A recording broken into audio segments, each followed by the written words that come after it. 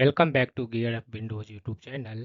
In this video, we will guide you on how to change an administrator account to a standard user in Windows 11 settings. For this, click on this one Start button, then click Settings. In the Settings window, in the left sidebar, click this on Accounts. On the right, scroll down to Account Settings section, then click on Other Users.